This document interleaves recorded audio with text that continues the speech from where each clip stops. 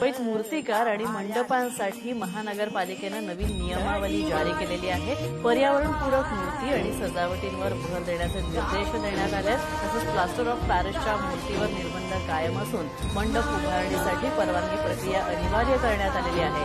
नियमांचं उल्लंघन केल्यास कारवाईचा इशारा देण्यात आला।